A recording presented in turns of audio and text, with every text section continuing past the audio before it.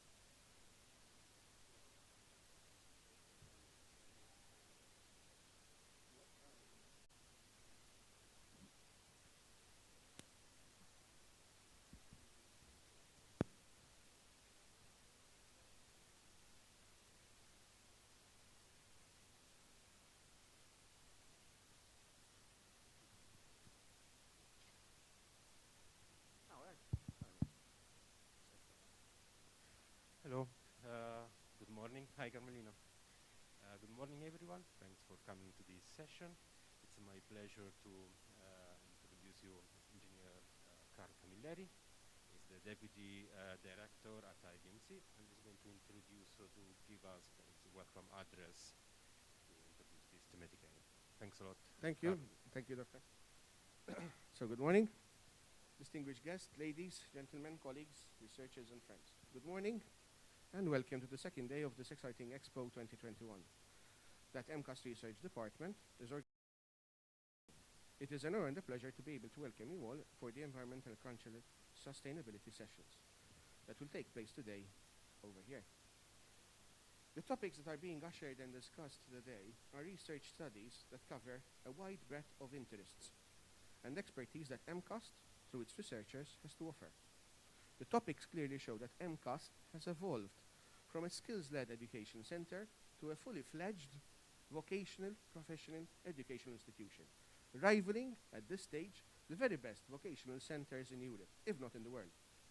Unfortunately, due to our size as a country, and because we have only been growing steadily in the past 2 decades, we are still trying to make a name for ourselves with the academic community worldwide. However, with such promising endeavor, where our colleagues and associates are tackling research in such a vast range of scientific, social, and cultural interests, I am not just hopeful, but I am sure that in the next decade, Mcast will achieve at this rate the fame and accolades it deserves.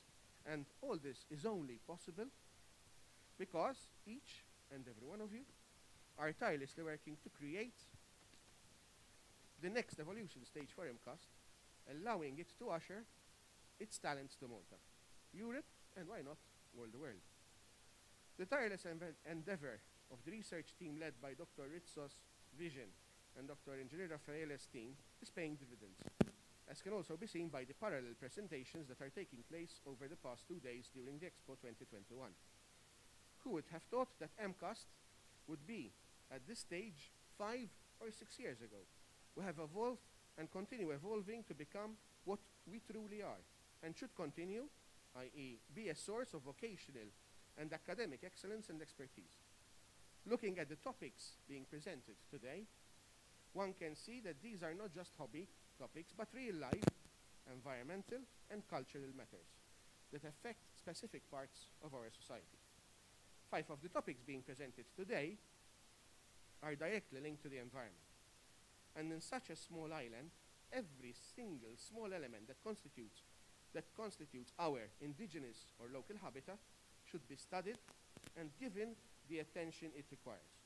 We cannot afford not to look at our marine and agricultural heritage without feeling a sense of impending doom, since the economical international policies nowadays are stifling and suffocating what was once a strong and culturally sustained economic dimension. And to get back to the balance of what should be the right approach towards the marine and agro community, we have to create in-house expertise rather than beg and borrow from foreign nationals that often do not comprehend the local aspects of the Maltese community, culture, or dynamics.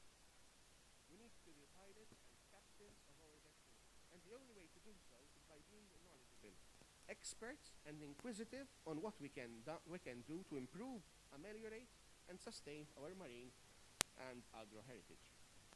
A further topic is about our millennium preferences. And this is a clear sign that what works abroad is slowly working its way in Malta, but with a difference.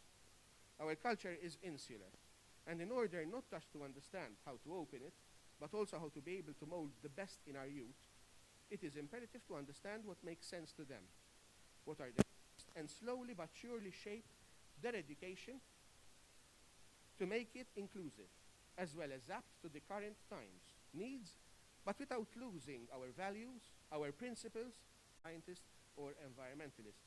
We use the fact that we are electrically connected to the European grid to show that our mix is environmentally sustainable. But so far, we have not taken full advantage of the raw elements around us, the sun, the wind, and the wave power.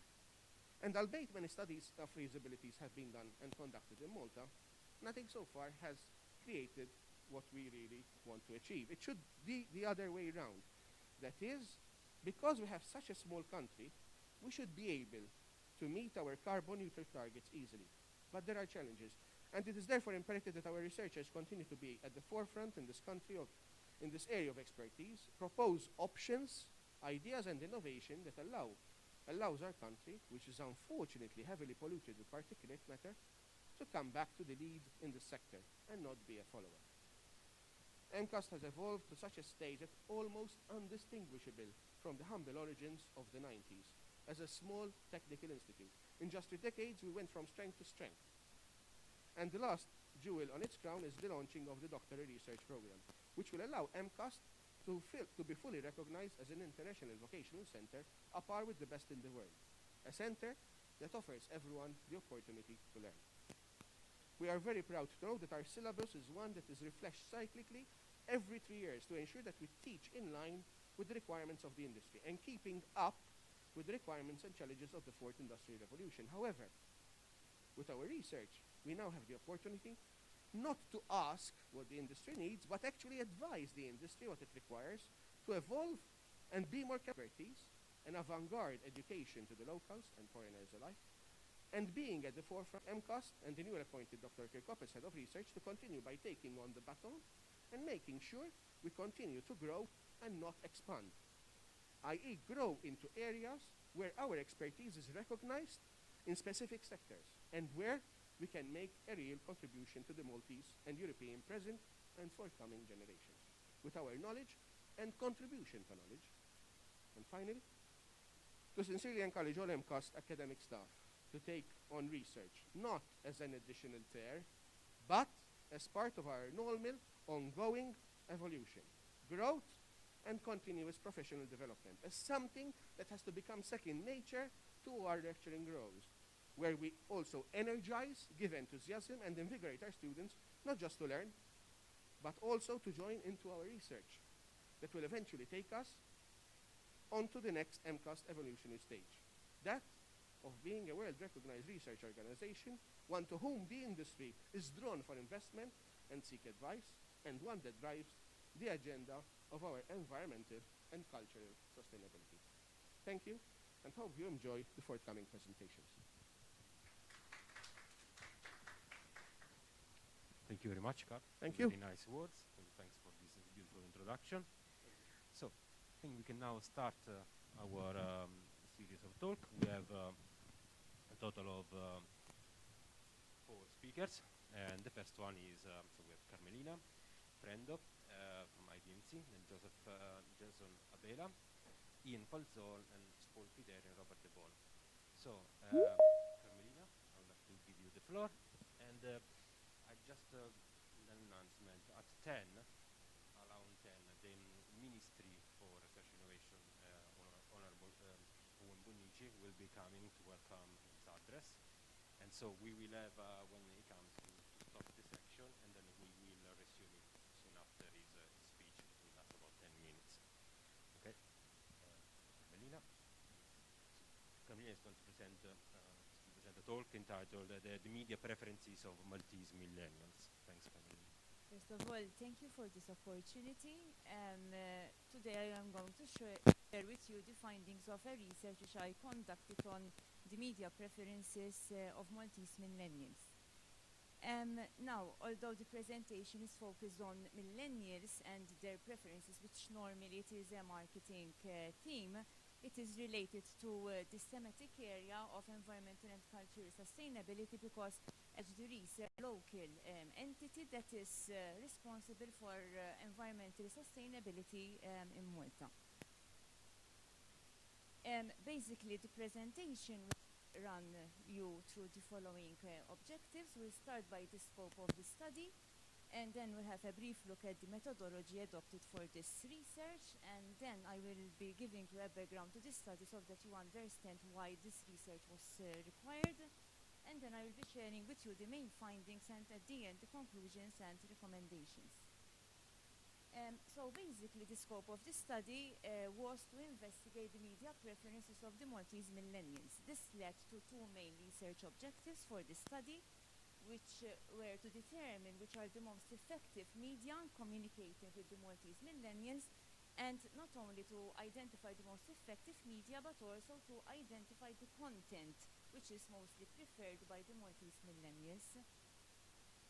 With regards to the methodology, we may say that a two-step approach has been taken. First, there was a very detailed review of the literature about the millennials and their media preferences over the past 5 years. Now, you are also going to meet words like Generation Y and Gen Y, because millennials, they are also known as Generation Y and the Gen Y category.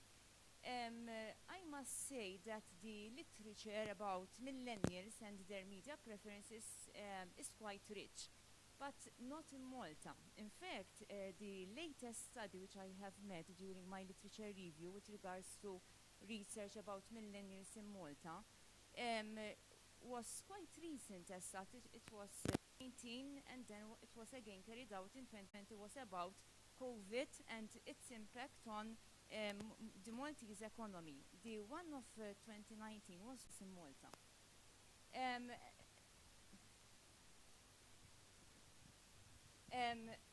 As a result, therefore, primary research had to be done. It was a quantitative study with a sample of 383 individuals taken from the Maltese millennials category of the population, which as such, according to NSO figures, it goes up to 112,067 individuals.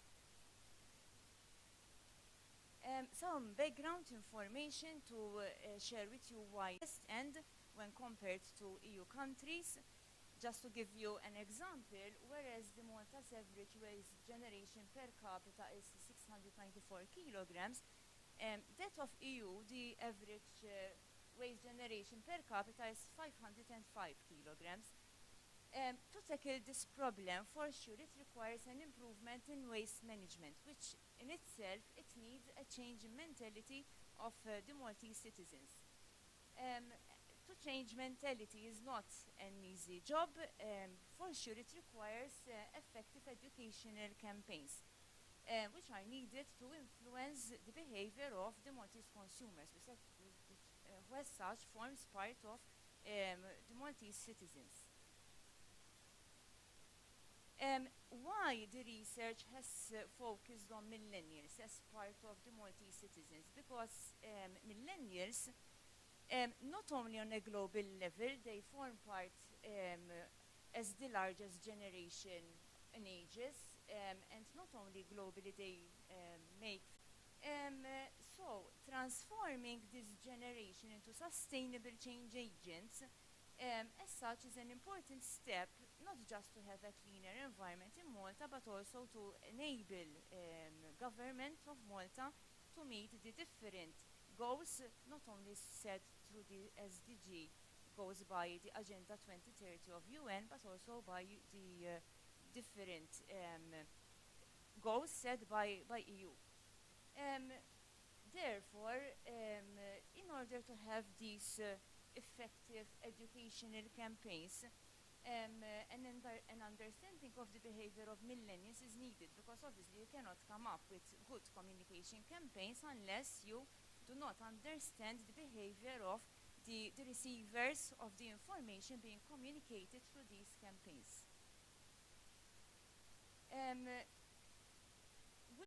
This isn't the only definition of millennials. If you look at literature, there are other definitions, but this age bracket, is the mostly used for research purposes. When one distinguishes between the Generation Y and the other categories, like for example the baby boomers of age groups, one can see that there are different characteristics that put the Generation Y aside from the other age generations. For example, they have been described as the digital natives. In fact, after the baby boomers, they are the generation that has grown up and literally born with technology. They are so constantly using technology, and they are keeping contact with community and their family and friends all the time using technology. So that's why they are termed as the digital natives. Also, they are quite a flexible generation. In fact, their preferences are changing, and they adapt themselves quite well to new changes, economic changes, social changes. They also have been described as the generation me, meaning that they are highly focused on self-esteem and on their self-confidence. So, as such, the need for this study was to identify what are the media preferences of this generation group so that media remain the normal advertising media, such as television, radio, newspapers, outdoor advertising. They are preferring more interactive media through their mobile phone and especially media related to online advertising. They make use of all forms of technology and platforms, especially social media. For example, from the research conducted, on average, respondents answered that they pass about 2 to 4 hours per day on social media. And they use mostly social media to connect with family, friends, community, and also to keep themselves informed of current affairs. In fact, this is one of the diagrams illustrating the findings. As you can see, 67.6% of respondents say that they prefer social media to the other forms of advertising media. However, to note, it's still a small percentage, but not to be disregarded, that we have 17.6% who still prefer television. This other figure is showing us which social platform they prefer, and as you're seeing, the most popular is Facebook, followed by Instagram.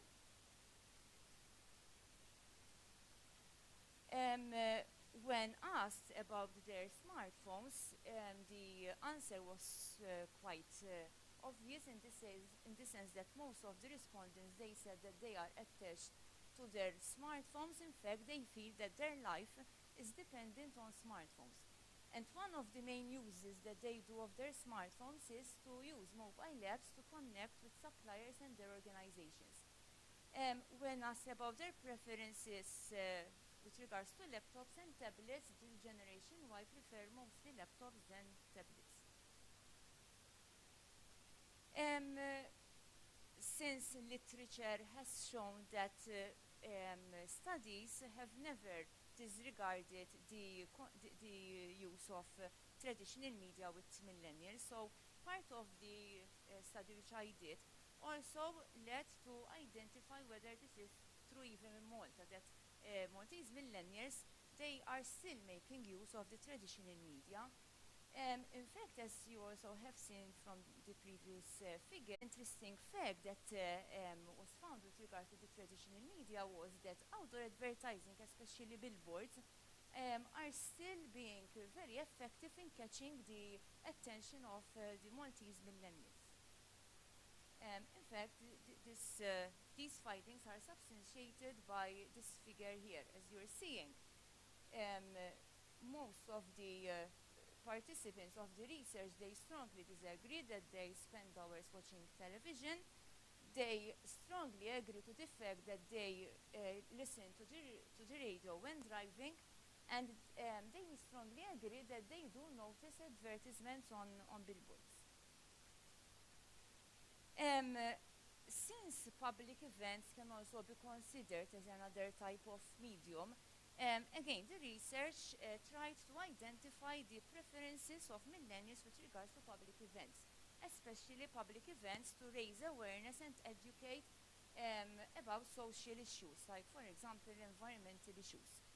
And it was highly interesting to see that millennials, then, because the research objectives covered not just the media preferences, but also the content to include in the media. Another part of the research obviously tackled the content preferences of millennials. The answers were very clear in the sense that the majority of respondents, they said that they are loyal to websites that offer honest, factual, and trustful information. The Generation Y, they trust the reviews and the opinions of family and friends, but not of influencers. The effect of the influencers goes a bit quite against what studies in foreign countries have found, because studies in foreign countries, even in Europe, they have found that millennials, they are quite influenced by influencers. But the research indicated that the more I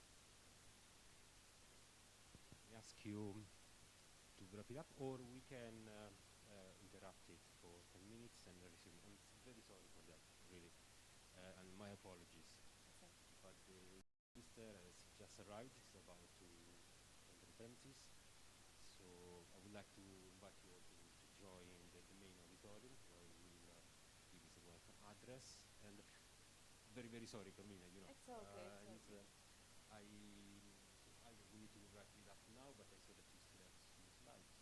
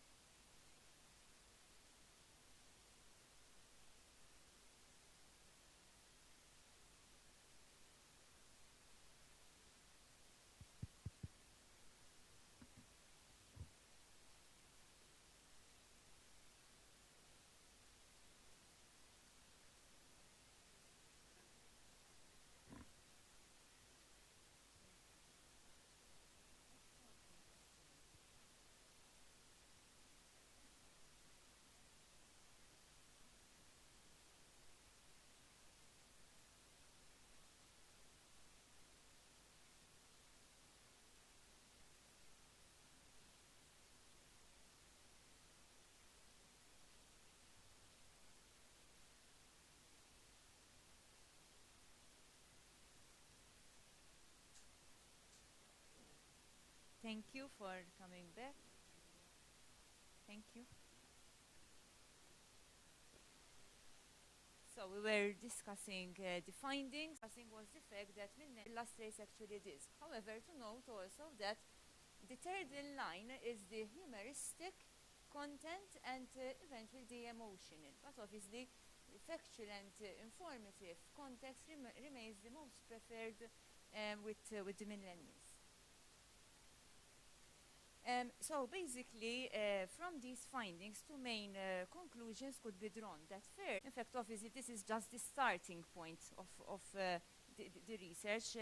Further studies are needed.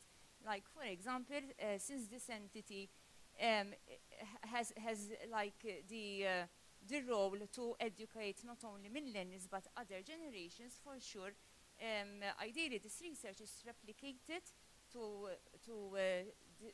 determine the preferences of the other generations and also to focus more on TV. Thank you, Gabrielina. Any other question from the audience? Okay, I would like just to remember those that are following the stream from home that they can post any question they might have on the Who app, and naturally the speaker will be reading them. Eventually, can start the chat. Okay, thank you very much, Carmelina. Thank you. So thank we you. can move on now with the next speaker, Joseph Abela. He's going to present us a study. His talk is entitled "The Preliminary Study on the Effect of Different Feeding Regimes on the Physiochemical Characteristic of sheep's milk." Thank you very much. Good morning. So this is a preliminary study about how different feeding regimes is affecting the raw material. It was a generic study and it was seeing how the production varies around the island. And it was found that the main breeds that we find are these four: the Comisana, which is very similar to the Maltese breed. Nowadays, it's a breed that produces high amount of milk. Then we have the Maltese, which I already said it's very close to the Comisana. We can see even in the photo, in the next photo. And then we have the crossbreeds, which are mostly internally bred and between different breeds.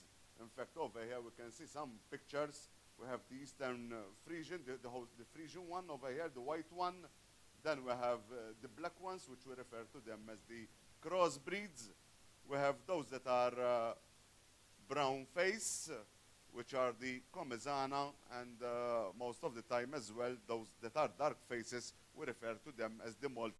So most of our sheep are still being bred in Gozo town. Most of the farms are found in the southern part of the island and on the west part. Those are the most common areas.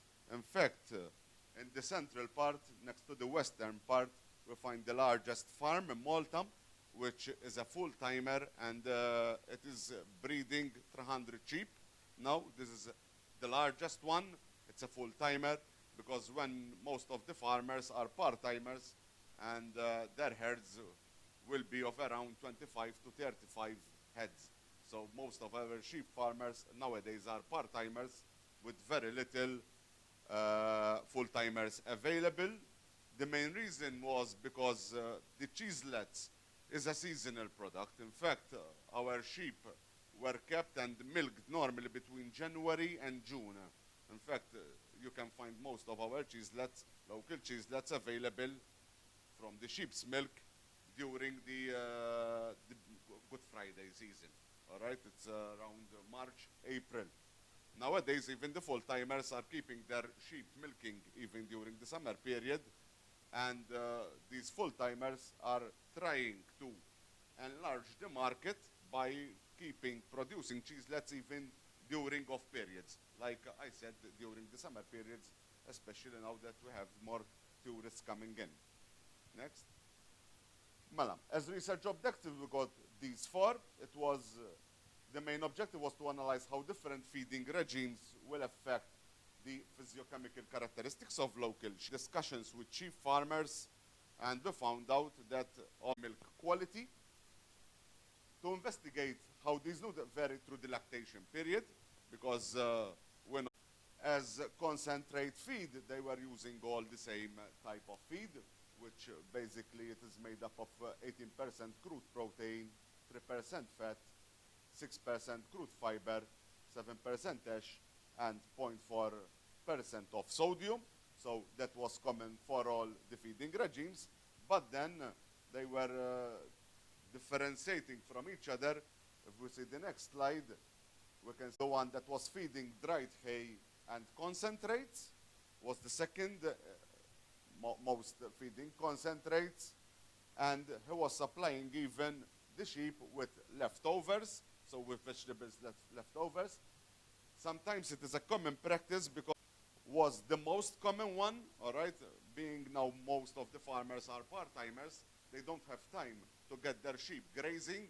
So nowadays we find most of our sheep falling under group 3, where they were feeding about 1,300 grams of dried hay and around 1 year. Again, group 4 was the lowest and group 1 was the highest. One can say that it will increase by little the protein, the lactose, and then the salts in the milk. Then when it comes to fats, it was a bit higher, the difference. We can see a difference over here of 1.2% quietly. Group 1 was the lowest in the milk. Next one, please. Over here we are seeing even a correlation exercise that will affect the fat content in the milk.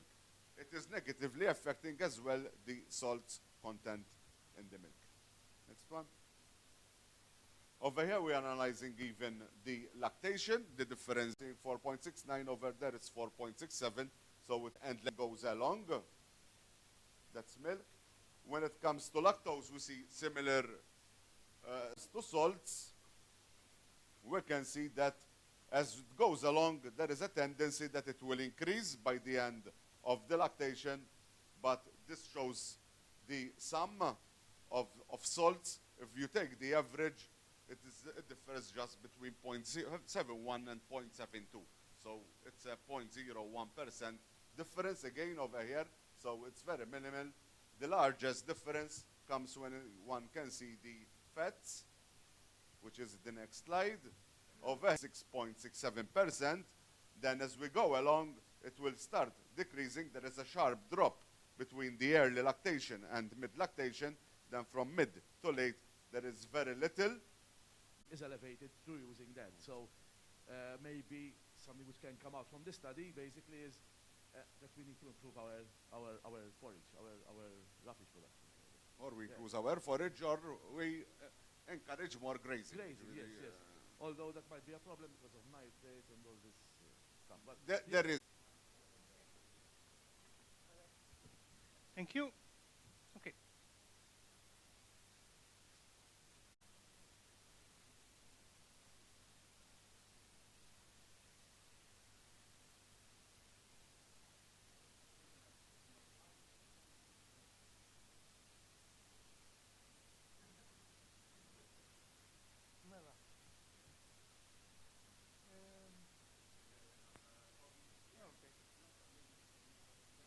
Yes, yes, and then I'll send it again. Yeah, I can find it on my mobile. No, but I might be able to access it.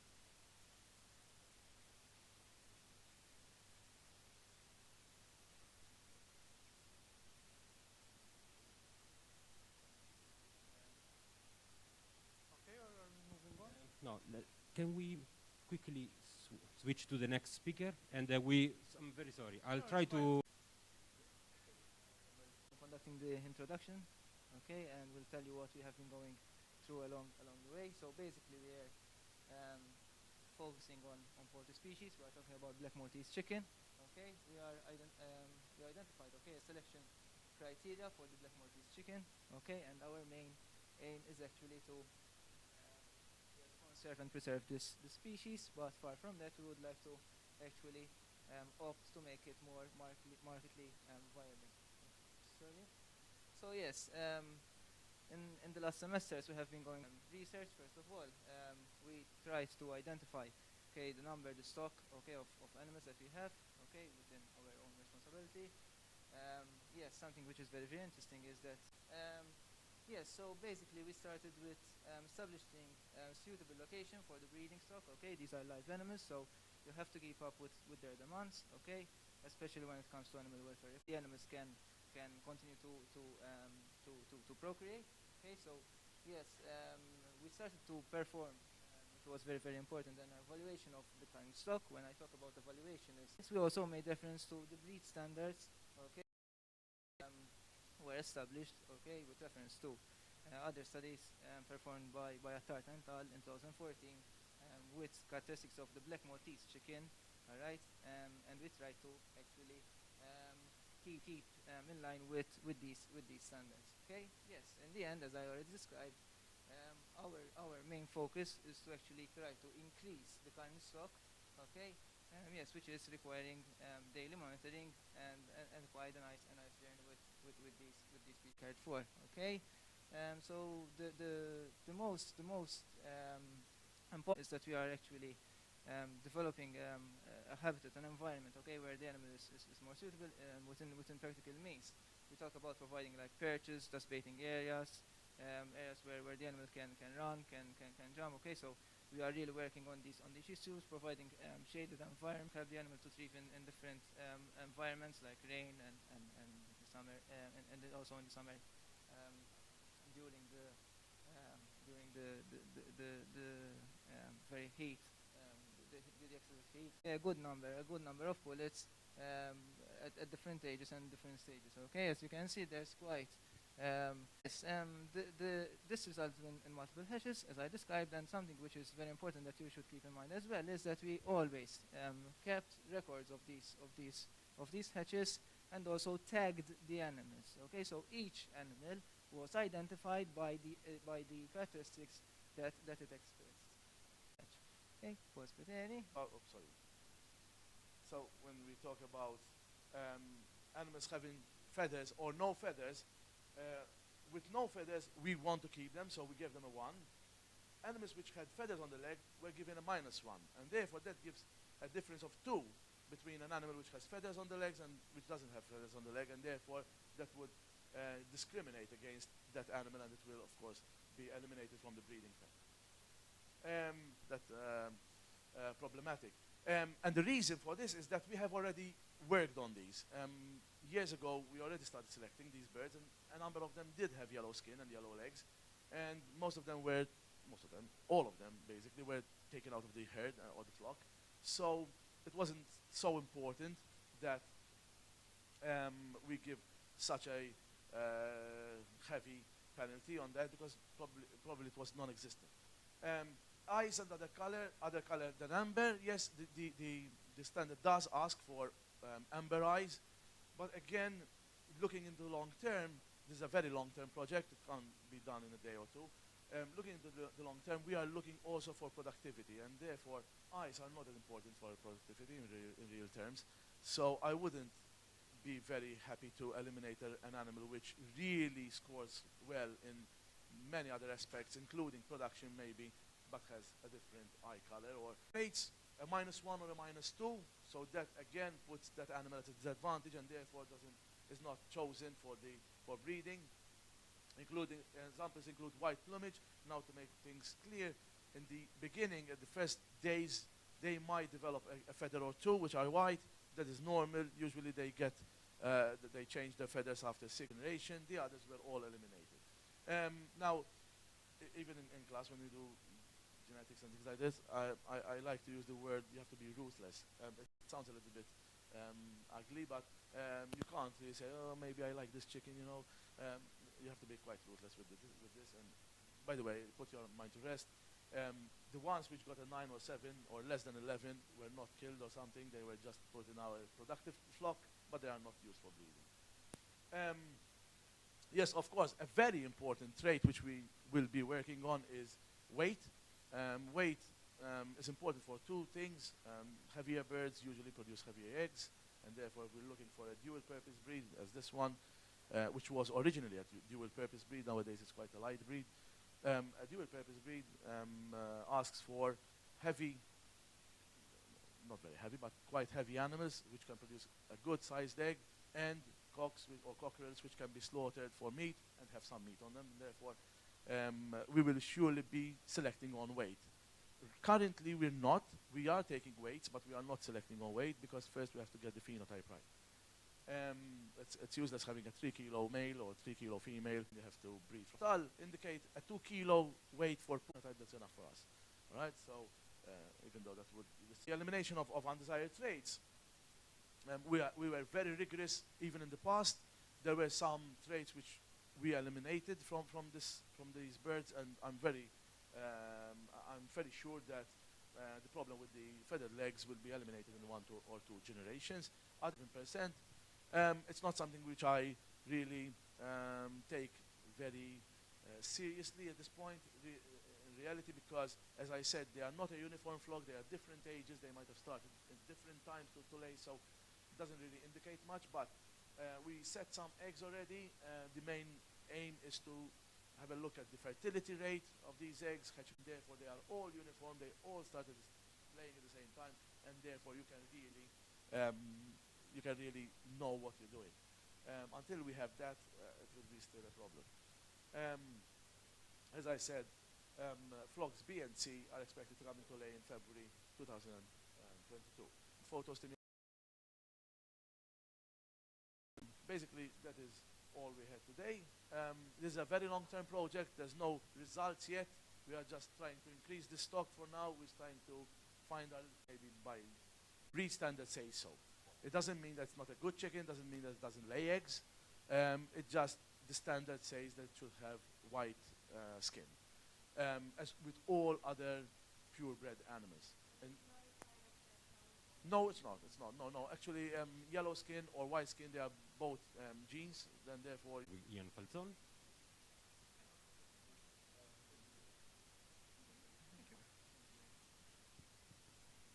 Okay. Yeah. Let's hope Okay. it works now.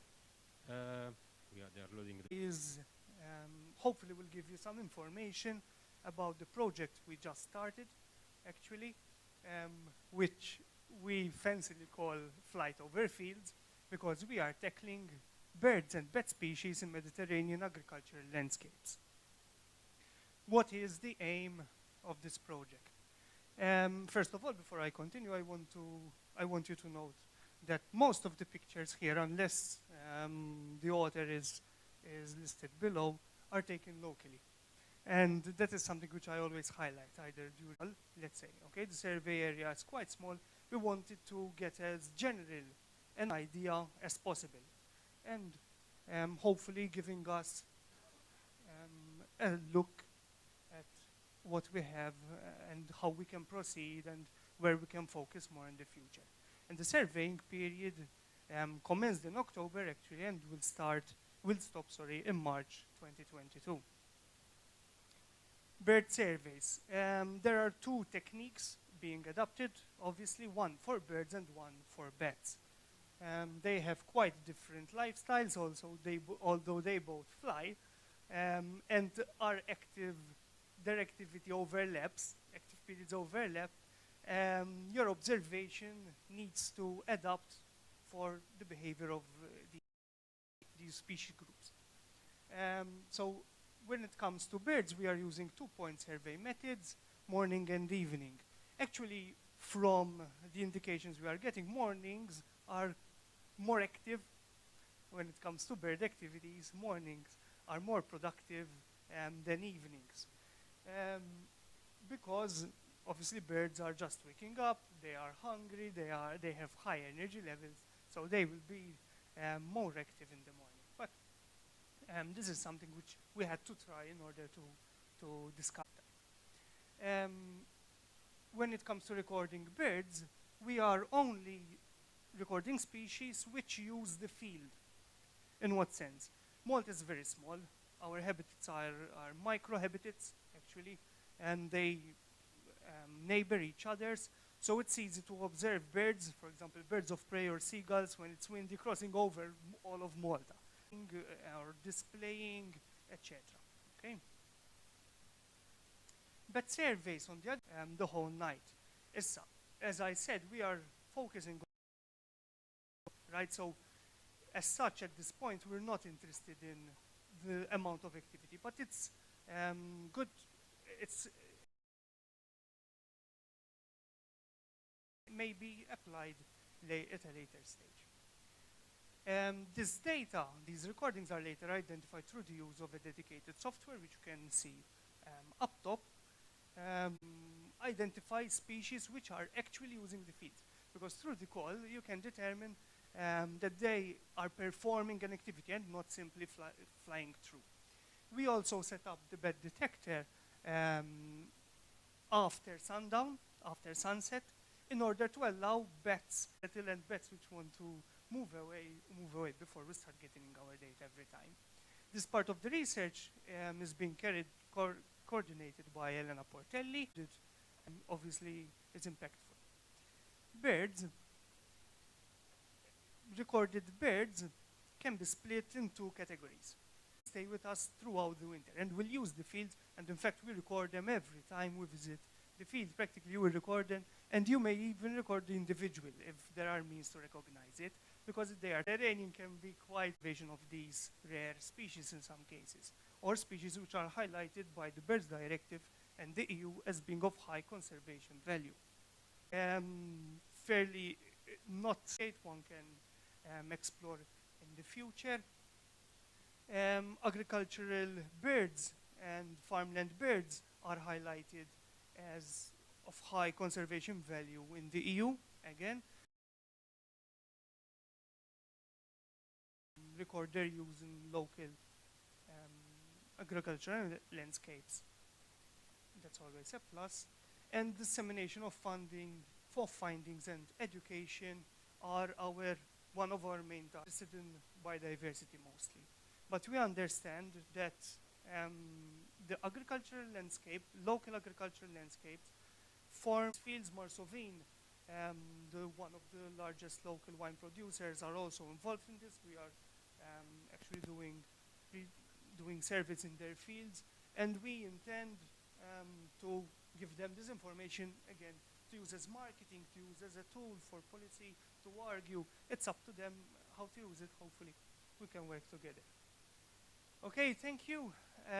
Thank you for your attention. I hope. Further, I know that even five bat species is surprising to me, because I don't hail from the field. We were pins. Really interesting. One point which I was thinking about. You said you're monitoring in autumn and winter. Yes. Now, given that fields, you're correct. You're right. At this stage, because it's a preliminary, it's available close by. Offhand, I can tell you it's not.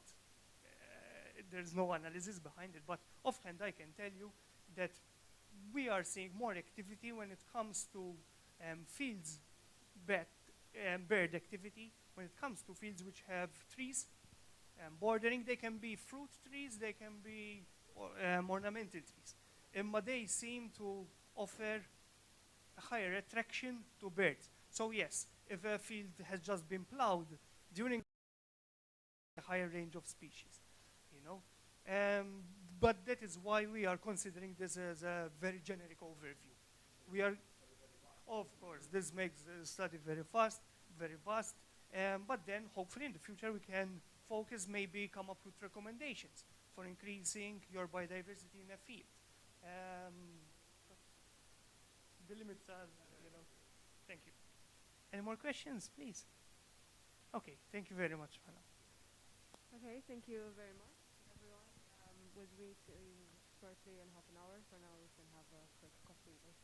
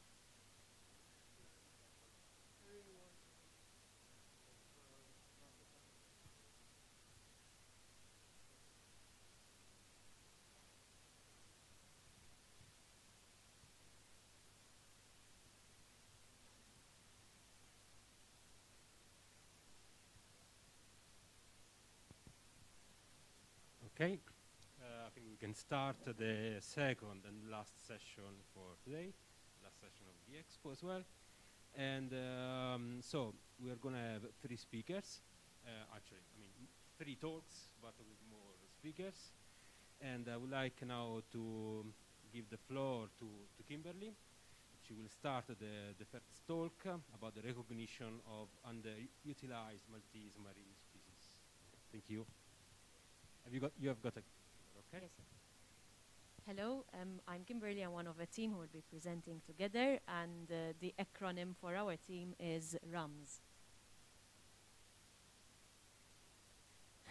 The R stands for recognition underutilized Maltese marine species. So this project involves, first of all, recognition, identification, and specific recognition, which will be done through AI, and my colleagues will be explaining that soon. We are focusing on underutilized species. Everyone is aware of consumption patterns and sustainability, so we are targeting those species that are currently very underutilized. We are focusing on the Maltese environment, and as we are all aware, that is a marine environment. So RAM stands for Recognition of Underutilized Maltese Marine Species. This is an inter-institute collaboration. So there's Darren and Frankie from the Institute of Information and Communication Technology. There's Juan, who couldn't be with us today, but he's joining us online, and he recorded his presentation, and he's from the Institute of Applied Sciences, and I hail from the Center for Agriculture, Aquatics, and Animal Sciences. As you may be aware, Malta is considered to be the navel of the Mediterranean. And many people would take this for granted. Yes, we're right at the center, so we could be considered so. But that creates several things. It creates, first of all, several arguments with respect to boundaries. If we lie at the center, then where is the central line? Is it horizontal? Is it vertical? How does it go? And this will also define species, species migrations, species allocation, and whatever follows with this. So Perret and Picard started trying to create this boundary between the Western and the Eastern Mediterranean, and they marked it to be slightly off the northern parts of the Maltese Islands.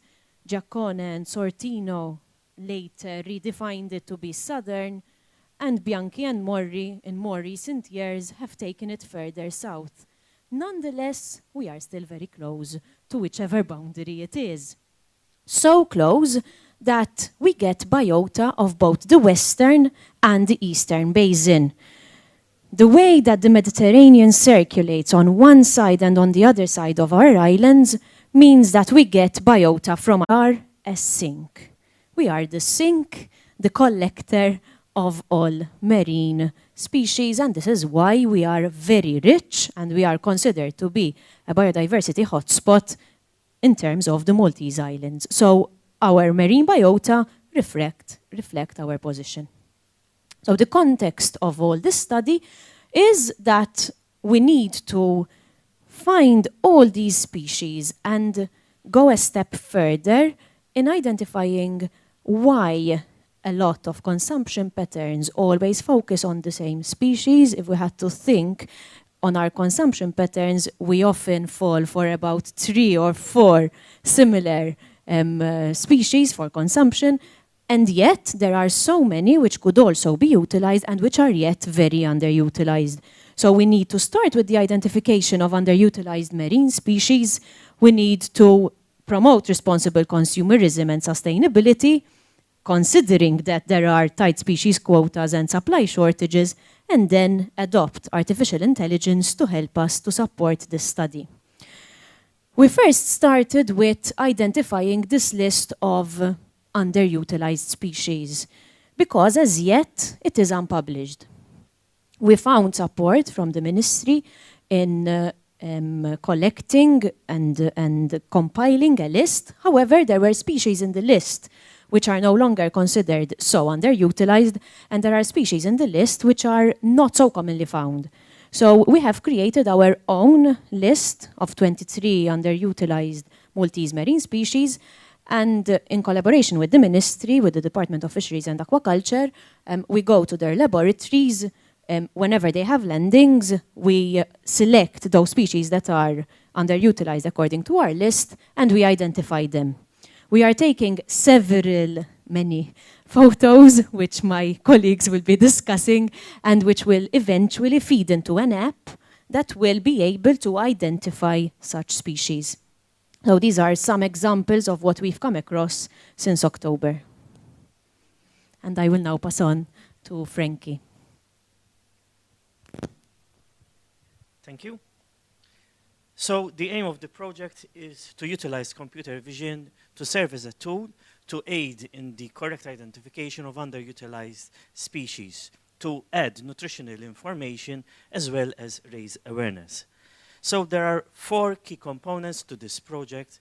A research aspect, meaning literature review, gathering current awareness, also gathering information about the current state of the art.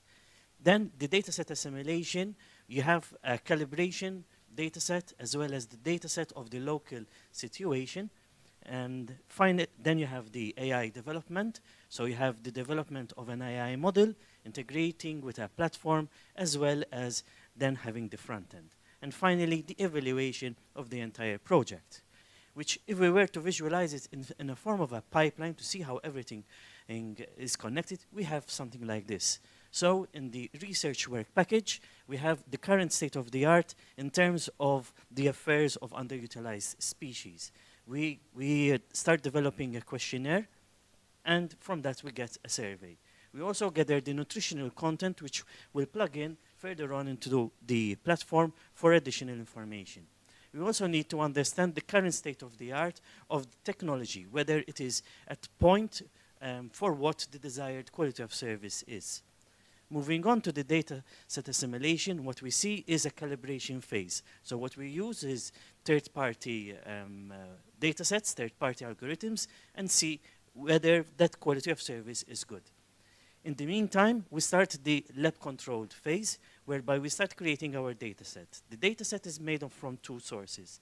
The fisheries data set as well as public data set. So there's a campaign where we invite the public to provide their own images. From there, we have to go to a verification and validation phase to ensure that the images are correctly labeled and what we are looking for. And then a process of annotation and labeling, which Juan will go into much more detail shortly. That working well. That is in the AI platform development. Then what we do is we advance the current state of the art to meet the quality of service that we are looking for. There is a pipeline, so we have a pre-processing phase, correcting data augmentation, as well as the model creation, following a standard research AI development model. From there you get the data sets, the model, as well as the nutritional content to support the platform. You have a knowledge base as well as a computer vision AI model. Once the platform, the backend is ready, you have a front end that will serve the public. From there, we can conclude this project via an evaluation phase where we have an interview guide with acceptance and applicability, as well as a technical report and strategy report. And now I believe Juan will, via the video, explain the annotation.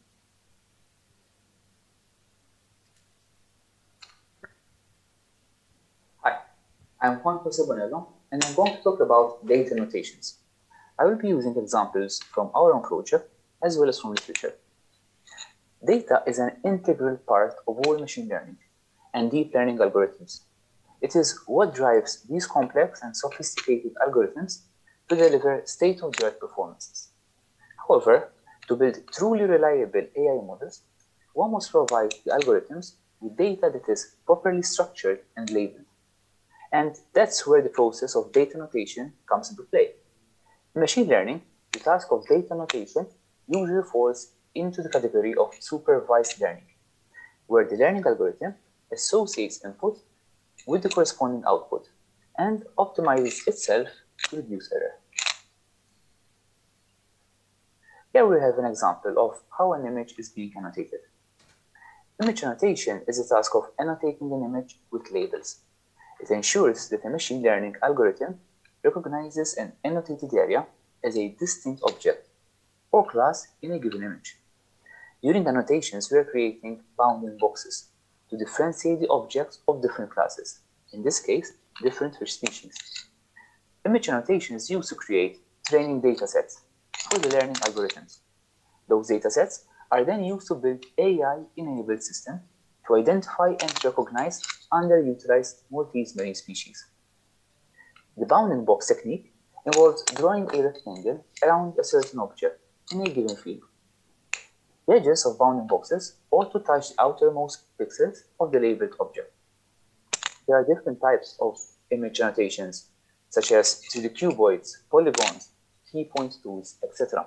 However, for the purpose of our project, we opted for the bounding box approach because this relatively simple approach will allow us to annotate a significant number of photos. Apart from the fact that data annotation optimizes the training process for AI and machine learning algorithms, it also offers diverse benefits. Such benefits include a more immersive user experience.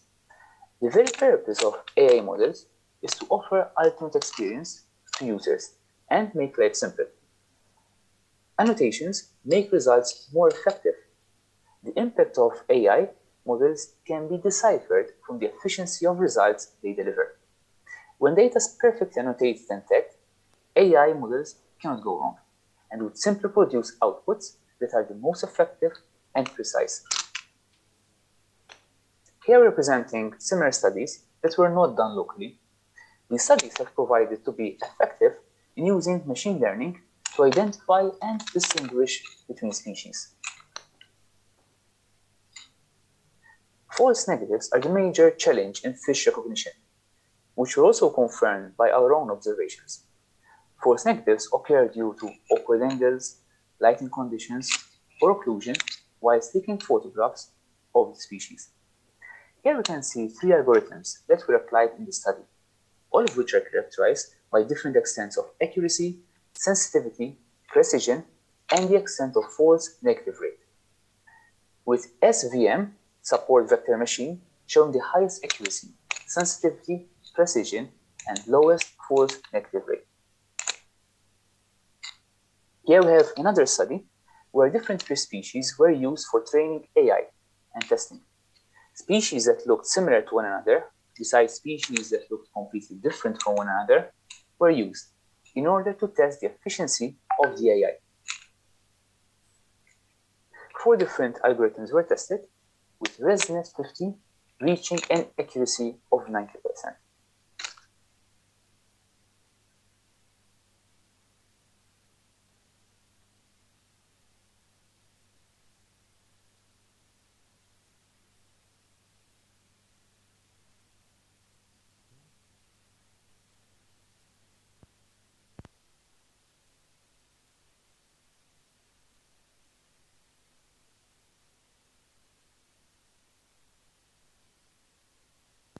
One, two. Yes. Okay.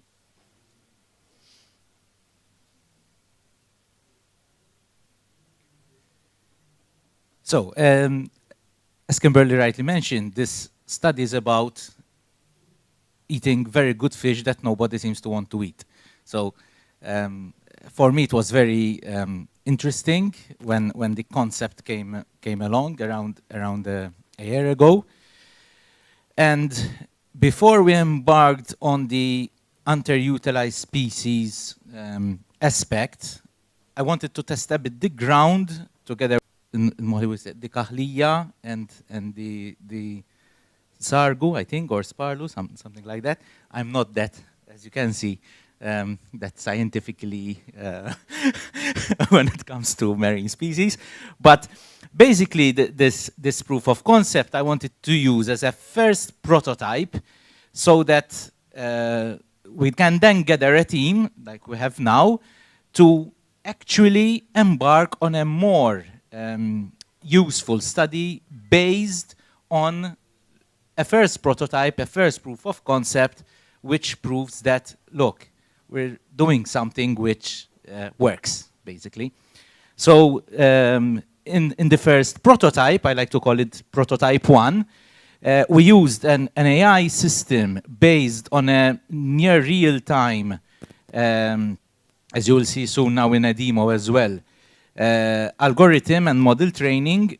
The model was trained using different data sets, different sizes. We tested also different augmentations to understand, as Mr. Juan mentioned before, the best way to take the actual photos for teaching the model how to recognize the particular species, especially when it comes to the challenge of highly similar species. That is the main challenge of such a study. Okay? This is the pipeline of the algorithm itself now, not of the whole research process. So in prototype 1, we managed to train a model and also measure the fish in real time, okay, using a simple credit card reference object. So it was tested also by hobbyists, fishermen, and it was found to be useful because even legally, I think it's around 15 centimeters, most fish species, there's a limit to how large a fish can be caught. These are some model training results. As you can see, we feed in the system hundreds of images, which are labeled as Juan explained before, and then we take the metrics. Now, compared to state-of-the-art solutions like those reviewed by Mr. Juan Jose before, and they are very recent studies, we managed to achieve a very high precision of 96% on these particular species. Two of them were very, very similar. And as you can see, from new test images, so what do we mean by test images? For those not that much into AI, just to explain very simple, we are training a system. It's like, you know, taking a child out and teaching him the difference between a dog and a cat, with the hope that when he goes out on his own, he's able to recognize new animals, and which he didn't ever see before. If we show him the same animal, that would be cheating, because I would have already told him what that animal is. So these would be new images which this system would never have seen before. Okay? And on these particular images, the system, the poisonous fish obviously is of quite different than the others. So there the precision was very high. And we just had 2 and 1 out of these 150 images where there were misclassifications, we call them. And that is actually very good in our case. Here we will see a video of the system also working in real time, because one of the aspects that our system is able to achieve is real-time performance. Why? Because we wanted to make it useful. I believe, I'm the kind to believe that for an app like the one we are developing to be successful, it needs to literally be useful and accessible. So take a photo quickly or open your camera on your mobile, just capture, you know, a dish at your fishmonger, and you will get the information that you need. So if I press next, it will play.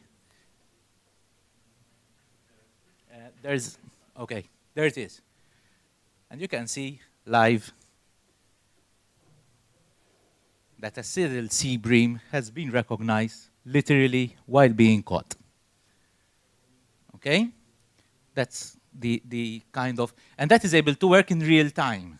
Okay, so it's not a obviously here you're seeing a recorded video, but in reality it can work in real time. Okay, this is the fish measurement part, as you can see. So we also then obviously tested using ground truth data. So basically having a ruler measuring the true length of the fish, and the AI system is measuring also the width and the height of that particular specimen. Okay? So we did also a comparison with other studies, and as we explained before, we reached up to 98% precision. Precision means the amount of true positives and true negatives that the system is able to accurately determine. Okay? Testing was also done at different angles to measure, obviously, the reliability and the accuracy of the measurement algorithm. And as we expected, to be honest, when you are at right angle in a bird's eye view mode with your mobile over the fish, you are very near, okay, the ground truth measurement of that particular fish. Similarly, these are the different benchmarks, as I was talking before, regarding the frame rate, the possibility of using a live feed directly into the system, and we achieved basically with a phone, it would still be enough for most people's needs. Okay? Any modern smartphone would do, basically.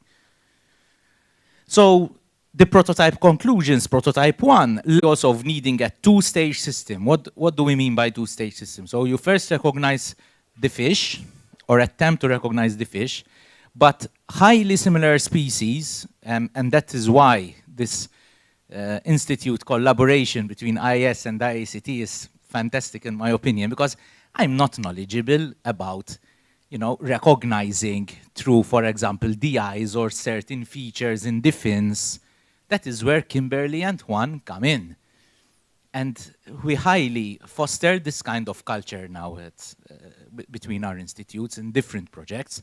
And that is where good work gets basically is able to be produced. Because for me, I don't manage to recognize a species from another as they are able to do. So that is why we joined forces, okay? And for that reason, now we have this year, the continuation with, as Kimberly mentioned, with the collaboration also of the fisheries to construct something which now would be really, really useful also to the general public. Okay, so basically that's it. Any questions are welcome to be answered by us. The marine ones, please, I will pass on to Kimberly, because as I told you before, I only enjoy eating the fish, and that's it. So thank you. Thank you very much. Is there any question from the audience?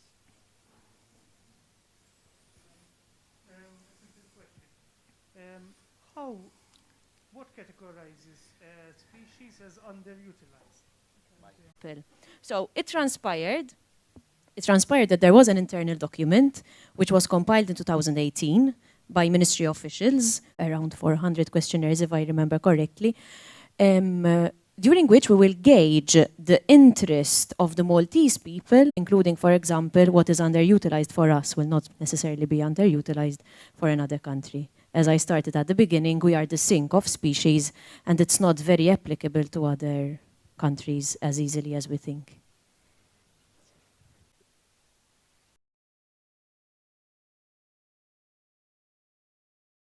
We're going to present aspects from the project impact, identifying microplastic hotspots in Multitech, an independent aquaculture, fisheries, biotechnology and environmental company, and ZIVET, a registered voluntary organization whose main pillars of work are sustainability, waste management, and environmental protection.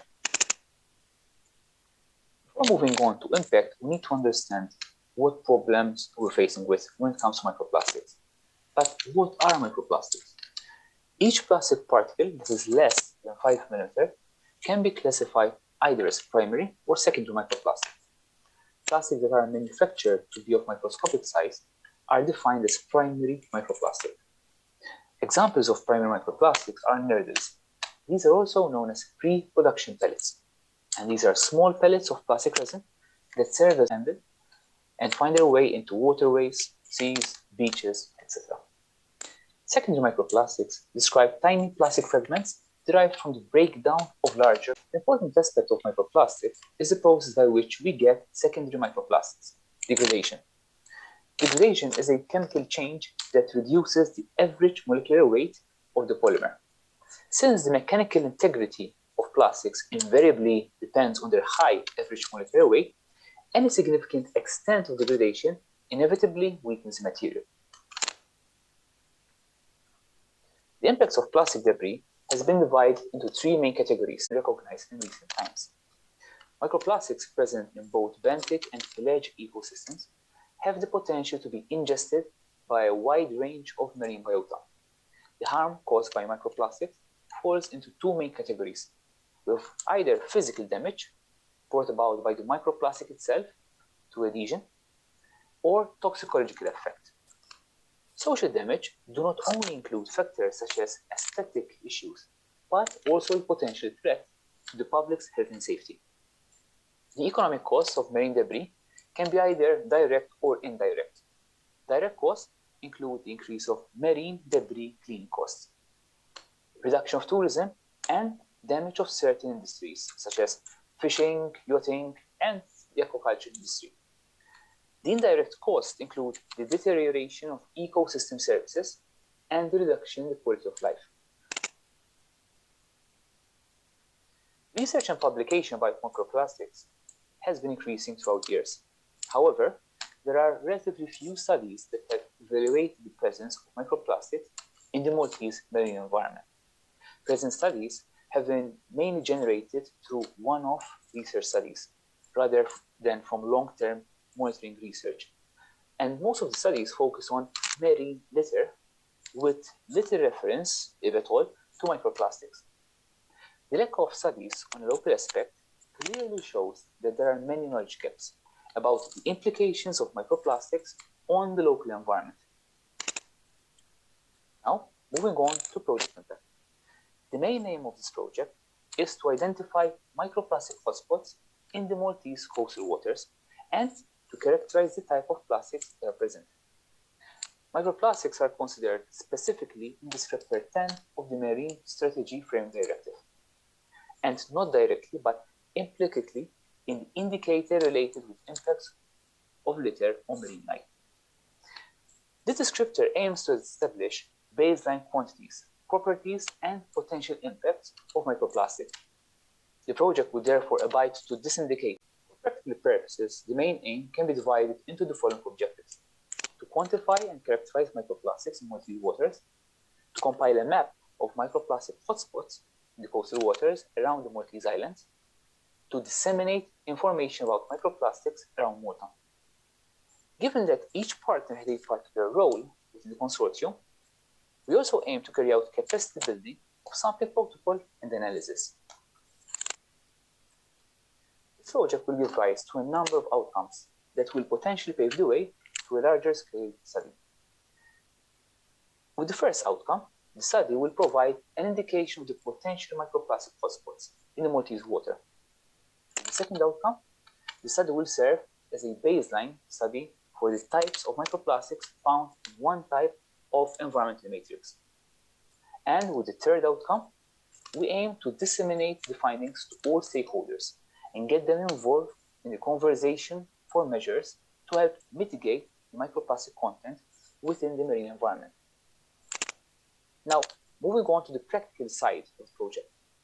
A very important equipment that we used for the project was the manta net. This is a small, easily manageable net designed to sample plankton or microplastics located in the first few centimeters of the water column. High plastic concentration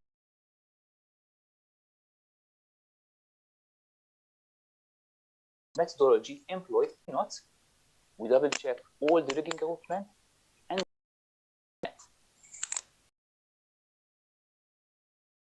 for approximately 15 minutes, while the vessel was cruising at a speed of 2 to 3 knots, following the predefined tow line. The goal was to travel approximately 1 nautical mile. After completing the tow, the net was pulled out of the water. We removed the quadrant and we wash the contents into sampling container using water. We make sure to wash all the contents in order to get all the debris out. We cover the container cap with aluminum foil to avoid plastic contamination from the cap to the sample. And the container was then labeled with the station and tow number and stored in a cold and dark place until processing. This procedure was repeated 3 times for the same sampling station. In the lab, samples were first passed through a 5-minute sieve to remove any meso and microplastics.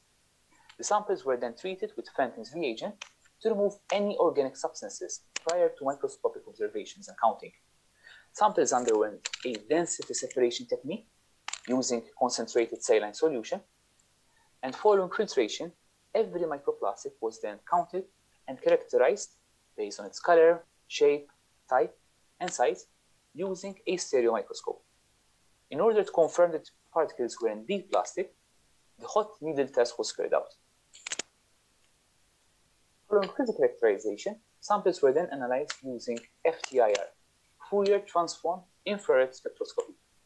The spectra were then overlaid and peak comparison was carried out using commonly found plastic as standards, including polypropylene, high density and low density polyethylene, and polyvinyl chloride. Now we're going to provide some interesting results from our project.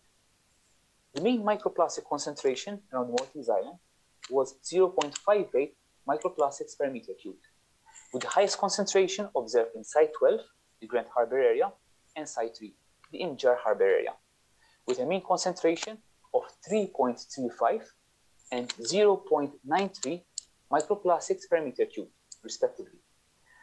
And the lowest concentrations were observed in Site 10, the Pembroke area, and in marinas. And thus, the extent of anthropogenic activity may be higher when compared to the other sampling points. So, anthropogenic activity in close proximity to the coast and marine traffic could potentially explain the concentration of microplastics in certain areas. However, other areas that are known to be susceptible to anthropogenic activities, such as Site 7, the Chiricahua Harbor, which is also serviced by the Gozo passenger and cargo ferry, has one of the lowest microplastic concentration.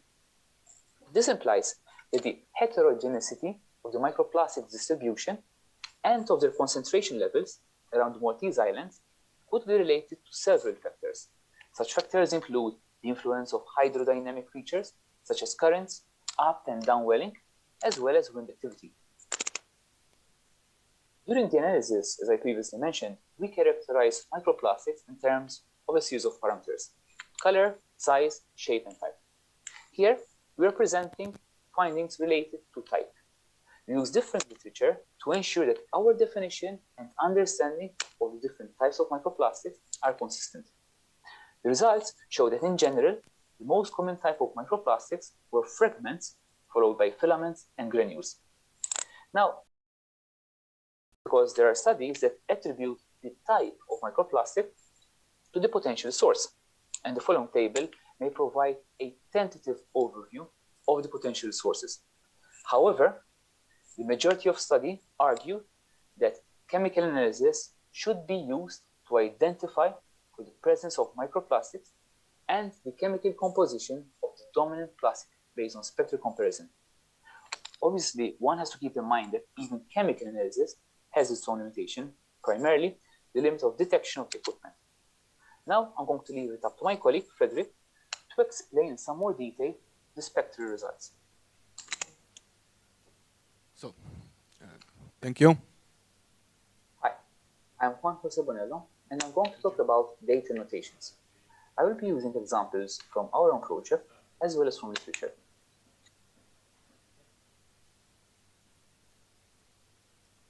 So, okay, thank you.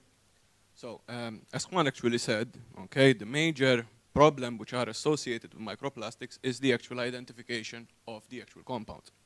Well, spectral comparison, by nature, it's very easy to do. You just take the peaks, okay, and compare it to relative standards, and you can actually obtain the most abundant microplastics in it. You can identify them, whether PET, PTFE, and whatever it is. Well, Unfortunately, if you have a sample of microplastics, okay, it is most probably contaminated with a large number of microplastics and becomes very, very difficult just by simple spectral observations to actually classify them onto which class they fall. So by nature, I'm a chemometrician, okay? And what do I do is actually take the data from the FTIR, okay? I use a lot of filters, pre-filters, try to remove noise from them, okay? Compare them similar how Nguanis was doing here over here, but just using chemical data. I place them into categories, okay? And for now, I just will present only the unsupervised methods, basic principal component analysis, okay? In the future, I will go into supervised methodologies. I know they will work because they have worked onto undergraduate data, and we have found that we have both a spatial and temporal approach, discriminating between microplastics found both in the water column, sand, but also accumulating inside animals. We are able to discriminate them between them. So the first step is to actually obtain the FTIR data. So, and this is a clean data set. So the actual data set, the actual raw data set will actually look something like this, which is a jumbled up data that we need to fix. And the first thing that we need to do is to smoothen it up. Why do we actually smooth? We need to remove as much as possible scattering. Remember, we are dealing with an FTIR. How FTIR works, very simply, an FTIR works by shining a laser beam of IR, okay, infrared wavelengths, and it will excite the molecules. The molecules will get excited, okay, and each and every peak that you see corresponds to a particular frequency, which corresponds to one particular bond.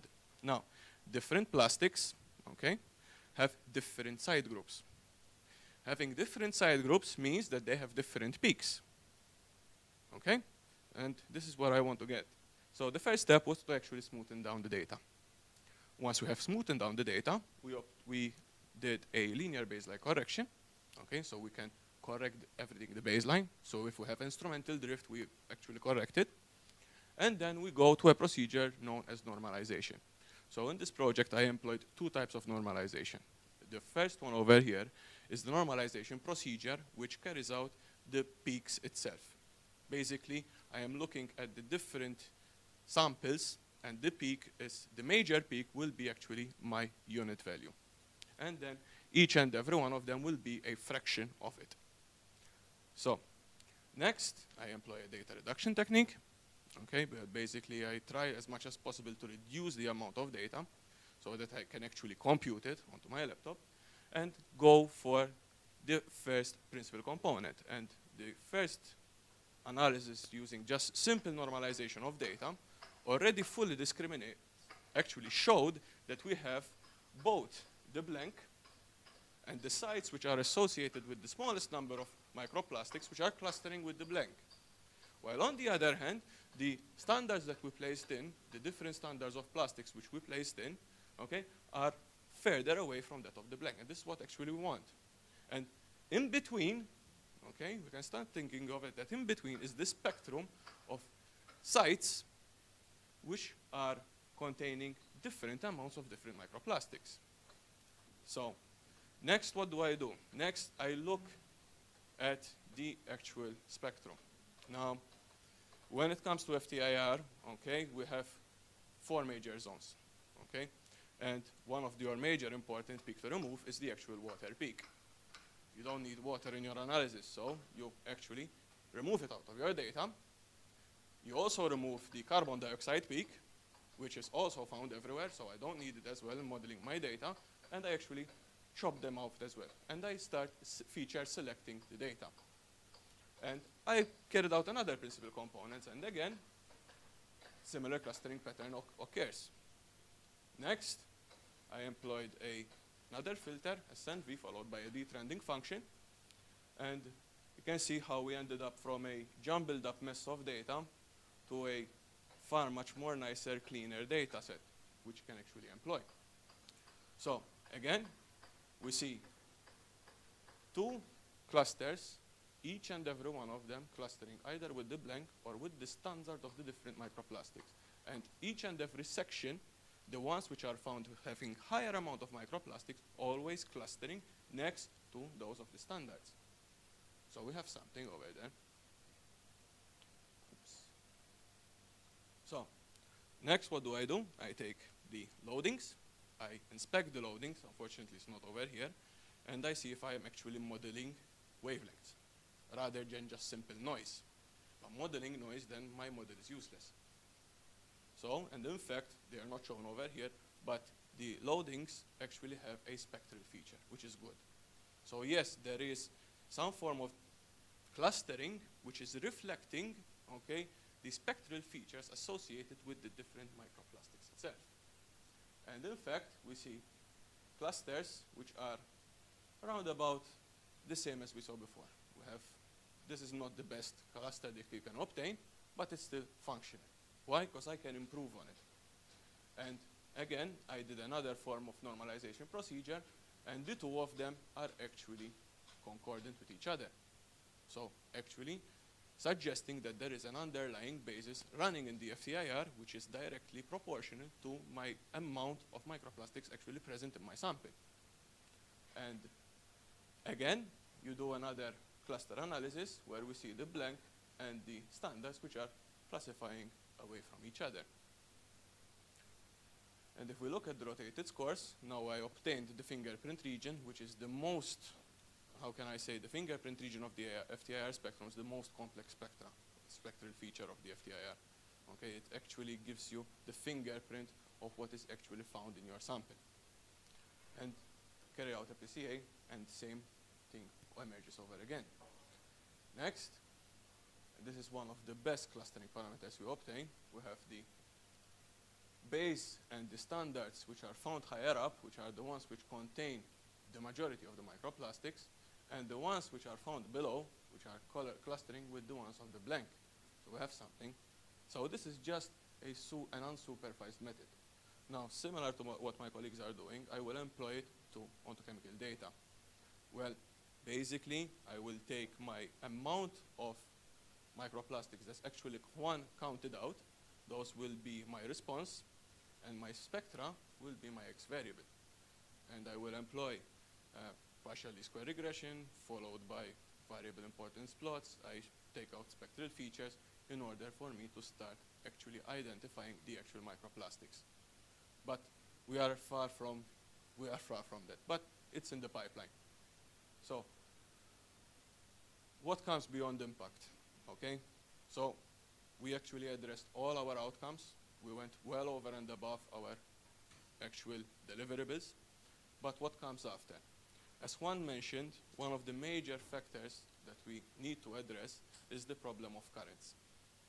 And the problem of currents which are actually pushing away, or most probably moving away geographically the amount of microplastics we actually sample. So we also need some form of GIS data to couple it up. And this comes at a later stage, okay, which goes far beyond impact. Another very important thing we need to do is to actually sit down with the legislative makers and lawmakers to actually start addressing the problem of microplastics from a legislative point of view, but also from a scientific perspective. And that is actually basically it from my side. So if you have any questions, feel free to ask.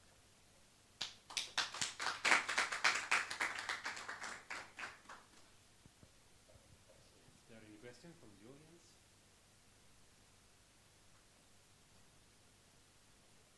No? Okay, all right. Thank you very much, Frederick. Very nice work. And so we have our next speaker.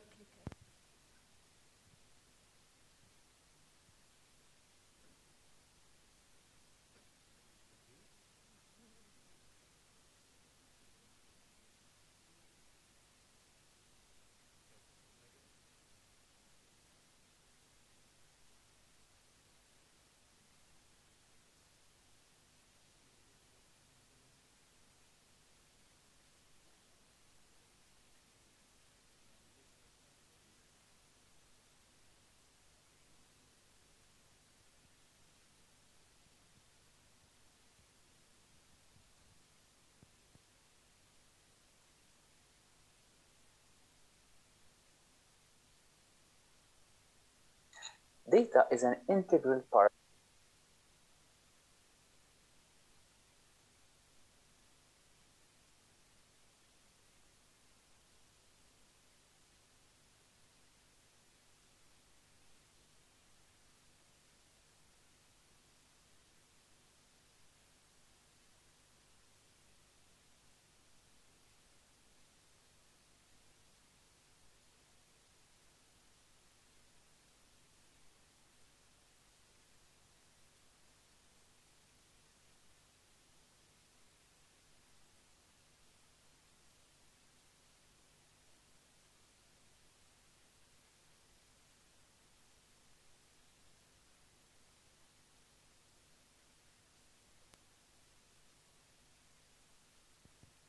All right, so now this is our last talk for this session, and this talk will be talk will be presented by Brian Azzopardi, and the title is Mcast Energy Contribution Towards EU 2050 Climate Neutral Vision. Thank you very much. Thank you. Thank you. So good afternoon, everyone. Yeah. 1, 2, 3, 4, 5, 6. Okay. Okay, you're going to change the slides, okay? So I will talk about the Mcast Energy Research Group, which was the first Mcast research group in Mcast, established in 2014. Then we will look at the summary of projects that we have embarked on up till to date, the research teams that these projects have delivered, and I will highlight some outputs, not particularly one research output, of course, a number of research outputs highlights, and also how you can engage with and contribute to the projects. Yeah. So as Mcast Energy, it's a multidisciplinary project. We had until recently 4 full-time people apart from myself. Somesh is here. I have another researcher who has internship at the moment in France. Basically, all of them have the technical background, but researchers were coming from the environmental aspects, from the power systems aspects, from the engineering, from the energy economics aspects, ICT. So we developed a multidisciplinary and also collaborated across campus. Also, I will mention some of the projects. Yeah.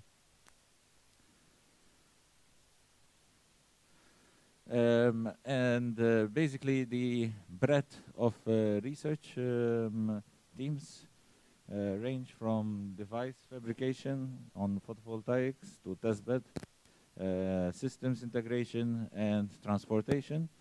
And we use normally research techniques which are related with, for example, numerical mathematics in engineering, and optimization, decision making, life cycle assessment. Yeah.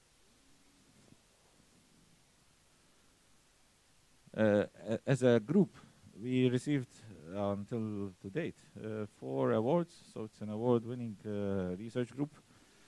We have 2 international partnerships awards, where they were small projects as well, where we actually established the Mcast Energy Day conference for 3 times, and 4th is coming.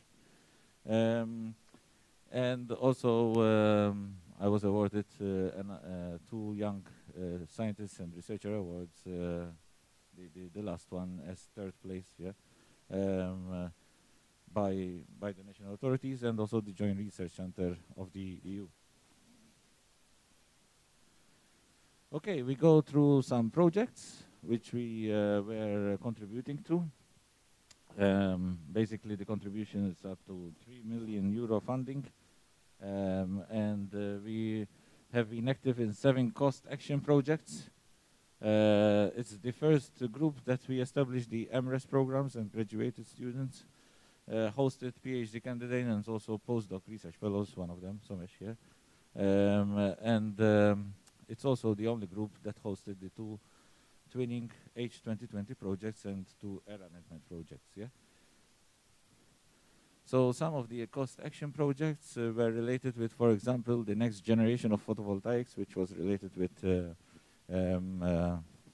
perovskites and organic photovoltaics. We actually hosted the 10th International Summit here in Malta in 2017. And Relay, we also hosted a thematic meeting here in Malta. Then we had Restore and Engerer. Engerer is about energy poverty. Restore is about the sustainability and regeneration of economy in buildings. There was a Pearl PV, where we hosted a school here in Malta. It's about the performance and reliability of photovoltaics. And also in transport, autonomous and connected transport, WISE-Act, and the Marine Renewable Energy related cost action project. The two ERANET projects were Edgewise, which was related with energy and water, Nexus. These are finished projects actually, but of course they were the first bulk funding for the research group actually. And also 3D microgrid, where actually on this building particularly, and also another two buildings here on campus, we installed and commissioned a microgrid system where we are monitoring the energy consumption and also optimizing it. Yeah. The two Horizon 2020 projects, they are twinning projects which are cost coordinated and support action projects. Spain, CENER, and CEA, France. And NEMO is related with electric mobility operations. Yeah, I will speak more in detail on the research outputs of these projects. Yeah. So research teams, basically we have 9 research teams, which we combined through mainly and solidified through these twinning projects. And basically our focus is related with island states and also technology integration, algorithms development, etc. The fulcrum of this is basically surrounded by 4 Ds, yeah, which is about decarbonization. We are very well aware in Europe the strategy of decarbonizing and getting the carbon neutral by 2050. Yeah, digitalization, as probably in this conference you have noticed in many different aspects, the digitalization and the IoT of different technologies, including energy-related technologies. Decentralization, where basically the concept of generating electricity used to be focused in one main big plant. Now it is focused more into generating, not centralized, around the urban area. With the energy market, we don't do this yet in Malta, but we are of course doing it in research purposes and analyzing this through partners collaboration as well. And these are basically aligned with the EU strategy, particularly the Green Deal, okay, and the Sustainable Development Goals, where basically the Green Deal is focusing about significantly reducing the CO2 emissions by 2030 and having net zero emissions by 2050. And I believe that through these projects we are contributing to these aspects. Yeah.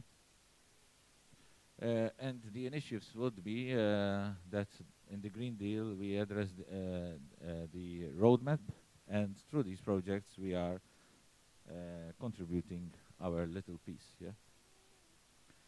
Some research highlights here. I will start with some of the research actually led by Somesh himself, related with the services, possible services, frequency response on grid-connected PV systems.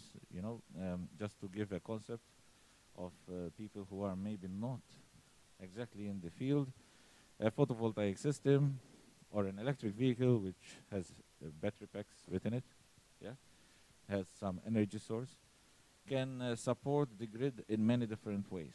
Yeah.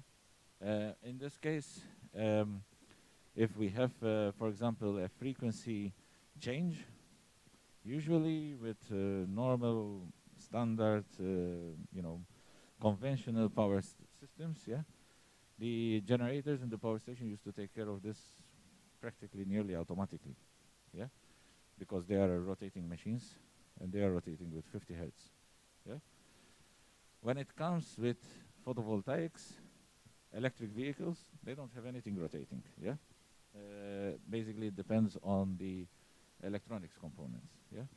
So what we are looking here is about philosophical work, how PV can basically provide support for grid in terms of frequency response. So any change in frequency, you can see from the graphs below, yeah, how it can provide this frequency response and giving like what we call as yes, ancillary services. Yeah, thank you so much. Okay. Creating DC microgrids which are working mainly the bus is direct current, not AC. And they are contributing also to this control of inertia in a microgrid aspect. Not just one PV system, but like a campus of Mcast, for example. Yeah? And how the regulation behaves in this. In here, it's not only photovoltaics, but you can also integrate, for example, battery storage which are found also in electric vehicles. So, yeah. And also some this augmented inertia response in hybrid microgrid, where basically both rotating and non-rotating generating sources. Non-rotating are again the static controllers of photovoltaics, electric vehicles, etc., are modeled together and tested on a distribution network feeder. Yeah, like the one you see, for example, in the streets. Yeah. Yeah. Some also response could be, for example, that we can mitigate some issues related with impacts that PVs and EVs could have in the distribution grid. So just to try to make it simpler, yeah, when we have, for example, photovoltaics, yeah, they are generating sources. So the voltage, probably you would have experienced it in your neighborhood, have increased a little bit when the sun is shining, yeah. And there is, of course, we made these impact analysis, and there are mitigations how you can achieve that by basically trying to inject reactive power, it's called. And you can control the voltage. Similarly, there is also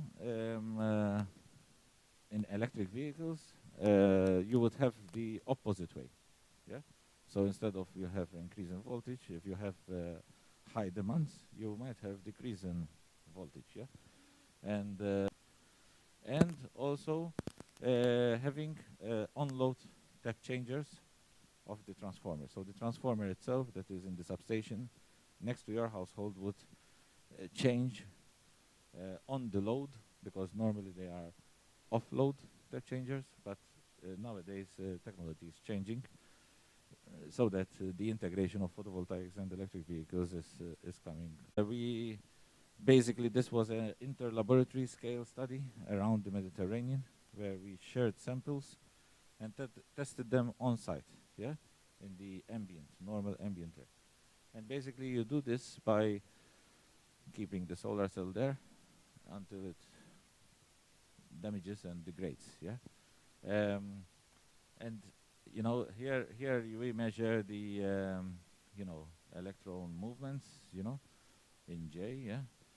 And we measure also the efficiency, PCE, yeah. the efficiency of the cell itself until actually it degrades. It was a very large collaborative study around different countries. I think it was really good that Mcast was involved in such study. I'll go quickly through some other papers we published, okay? So you can have an idea. All the papers are listed actually in the Jump to Excel and NEMO project mainly, and open access. So there's no issues with accessing these papers. You can also contact me or one of our team for any questions, yeah, or collaborations. Yeah, we will talk about collaborations later on. Another paper. We go to the previous one. Yeah.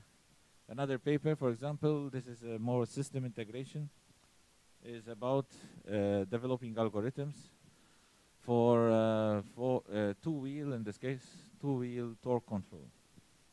When you have an electric vehicle, okay, when you have an internal combustion engine, you have this, what is called differential. Yeah. In electronics, we can do that with two motors. Yeah. And there are different algorithms that we can develop that for torque control, basically. I will not go too much into detail, but the general idea is to have an optimized solution using the efficiency curves of the motors. Yeah.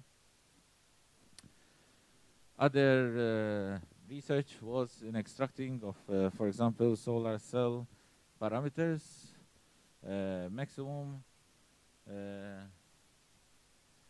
power tracking topologies. Yeah, when you have photovoltaics, you need to ensure that what is reaching the solar cell and what you are converting into electric current is the maximum you can achieve at that time. Yeah, and there are algorithms which are related with this to basically ensure this through parametric estimations and algorithms.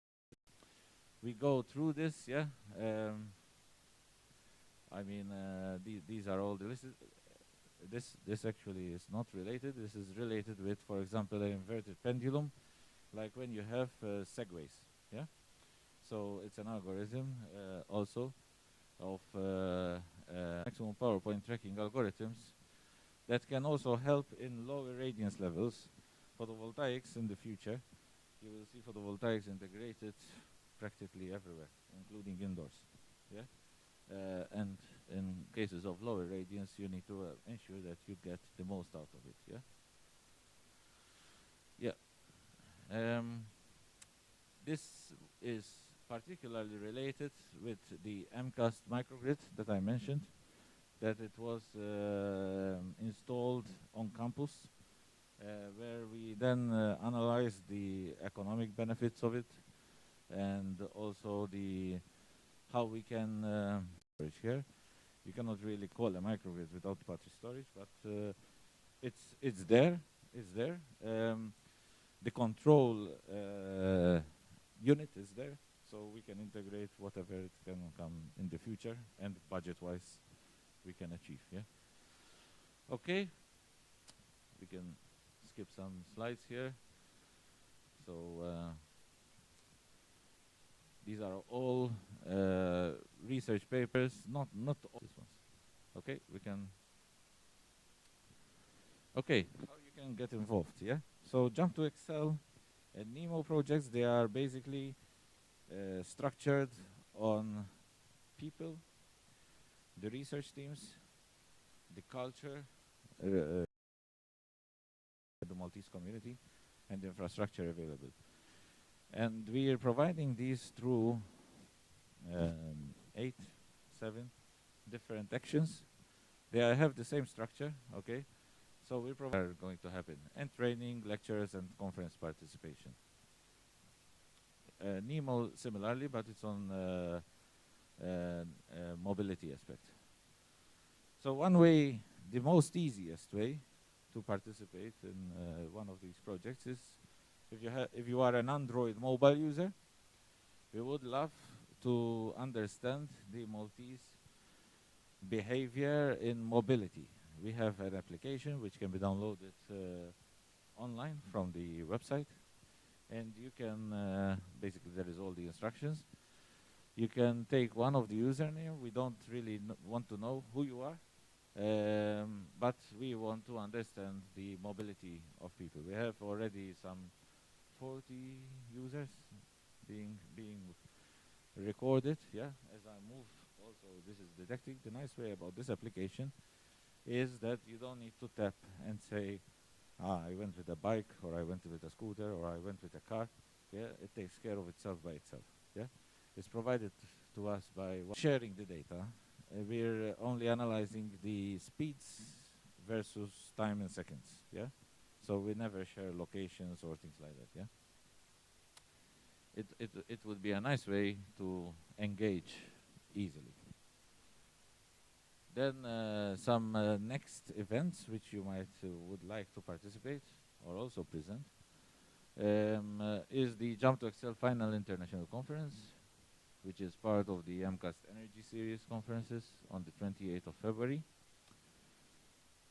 which is back to back with the last school of NEMO project. And finally, there is, it's not very well seen, the name there, but there is the Met Power 2022 conference in November of next year, so we hope to see some of you here. That is basically related with the power generation, transmission, distribution, and conversion of energy. Yeah, I guess that's all. Yeah, check just in case, but I believe so. If you have any questions, I'm happy to answer.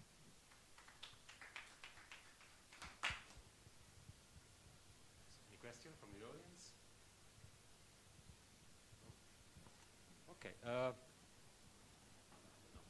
Just a quick question. So, in terms of curiosity, I'm not technical in this sector, so but out of curiosity, to which extent can PV or any other renewable type of energy provide? About 10–11% of the energy which is being provided is coming from renewables. Yeah. Of course, this needs to increase, country-wise and European-wise, to increase. Technically speaking, through the mix of different technologies, not just PVs, but also using, for example, assets which are already actually there, just needs to be, let's say, the market and regulations needs to open for them, like electric vehicles, PVs, to contribute, as we said, for frequency response or reactive power related voltage response. So technically speaking, it can take more potential, you know, than just 10–11%, of course. Yes, but can we arrive to cover like 90% of the energetic demand? I don't think so. Because at some there are point visions, I would say, related with that. And at this stage, no, because the regulations will not allow that, you know. But I'm talking more on a potential point of view. But potentially, yes, why not? I mean, in the future, if you want to see the vision for the future, or what I personally would see in the future is that, for example, PVs will be more integrated in even providing future fuels, for example, like hydrogen. Yeah. So then the diurnal aspect of photovoltaics that they don't generate during the night can be mitigated as well. Yeah. And with hydrogen, you can do many other things. You know. So technically speaking, yes. I haven't seen all the facades in Malta or any flat surface in Malta all yet covered with photovoltaics. When I see that, then I tell you, I think. All right, a bit more emphasis. Thank you. Yes. Thank you very much for your talk. Yes. And thanks everyone for participating to this session. And now the lunch break, and I would like to remind you that there are 2 workshops that will take place, one on system thinking. There is one on ISAD. It's about a project that they are run. It's funded by the REP, the Research Excellence Program. And so they are looking actually for actual volunteers to go and test their system, if you like. And And then there is Robert Abera doing also a workshop on cybersecurity. That's quite something. Okay, you're welcome. So, thanks.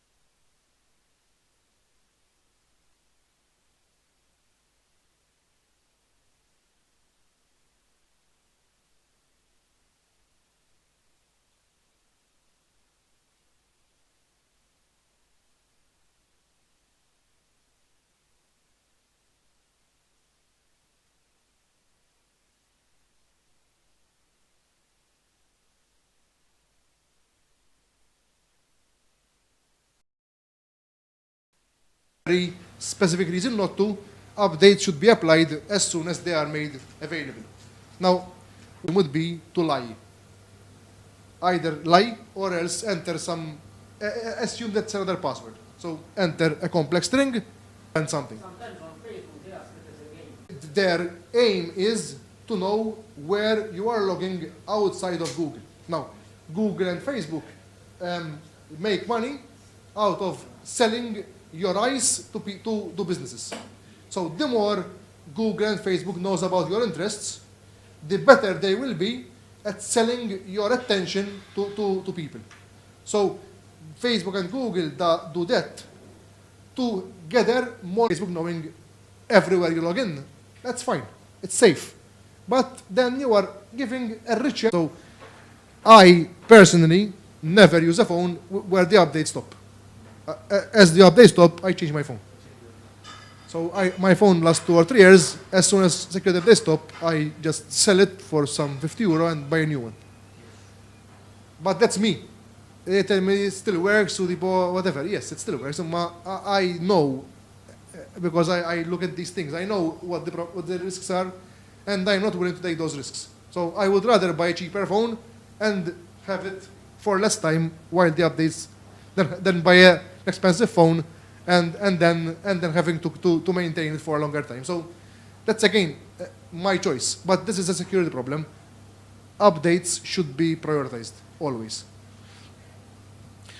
So finally, about online presence, some phishing attacks are general. So they send Malta Post delivery or DHL delivery, and they send the same message to everyone. However, some attacks are very targeted, especially for business leaders or politicians, etc., journalists, whatever. The attacks will be specifically for that person. That's called spear phishing. So you're not fishing with a net, you're fishing with a harpoon. You look at your target and you lock on that target and you want that target. You don't care about 1 million people, you want that one target. Again, when it comes to that kind of approach, it's not normal for the average person to be targeted that way, because it's an expensive endeavor. It takes time and investment. And normally, the more you put out on yourself, let's say LinkedIn. So you put out on LinkedIn that you're looking for a job. For me, it's very easy to spearfish you by a job with a job offer. I would send you a PDF with a job description. The PDF would have malware. You run it, and then I might get foothold on your system. So the more you put out about yourself, interests, hobbies, locations, friends, whatever it is, the more there is information if someone wants to target you. Will it happen? Unlikely. It's up to you. There's a risk. You can either participate in this social media frenzy and then have random people know a lot about you, or you can hold back, be considered the outsider or whatever, but feel more secure. That's a risk you would want to take on, depending on your priorities. So these things, but they do happen often. Sometimes, when they hack a website, they dump all the credentials, so email and password, on the dark web or on private forums, Telegram, etc., and they try to sell this data. It is common that once a website has been hacked, it takes them weeks or months to understand that this happened. And normally, they know it not from their own systems, but because they see their data for sale, or they are asked for money for their data. It is very common, unfortunately. When they attacked Sony is not your average ironmongery of Paula. It took them 6 months to understand what happened. And this is Sony, not a family business in Malta. So these bases exist. There exist marketplaces where they sell databases of username and passwords. Most people will appear in somewhere or other in this database. There are websites. The most famous of all is called haveibeenpwned.com, where you enter your phone number or your email address, and you get a list of where you appeared. This website is started by one Australian guy. It grew a lot. Now, there is data from FBI and from UK government as well in their database, so it's huge. There are billions of entries. You go to the site, you enter your email or your phone number, and they will tell you if you appeared in any breach. If you appeared in a breach, minimum you need to do is to clean up that account. So change your password, and also if you don't need that service anymore because you maybe used it once 10 years ago and forgot about it, maybe go there and just close the account for good. So this is important. Secondly, you need, as a final hint, you would need to take care of your email. So if you have a Gmail address, let's call it robert@gmail.com, and that's your main address, it would be recommended that if you are going to sign up for some strange site or some Chinese, you want to buy some toys or whatever, have a second account, a burner account or a third one. They are free, and log in with these accounts, with these emails to the other websites. That way, if the unsafe website is hacked, there is no link from your email you use on that site to your real email. So that is, you have some level of separation, at least. So if you end up in a big breach, then there is one level of separation. Maybe use your official email and your personal email only for stuff where you trust a bit more. Now, PayPal, Amazon, these things are okay. But if you want to buy one-off candle from some strange Hungarian website, maybe don't give them your real email. Also, your credit card is another source of problems. Some vendors of credit cards, I use Revolut, but there are others, will let you either freeze your card and only unfreeze it when you are about to buy. So if someone tries to bill your card while it's frozen, it will just be rejected. Or else they offer disposable cards, where you get a Visa number, use it once it's used, you can never use it again. This is good, especially for accounts where there's a subscription. Let's say you want to try for a month, and then they start billing you each month, maybe you forget, maybe it's hard to unregister. So if this card is dead after the first use, they can do.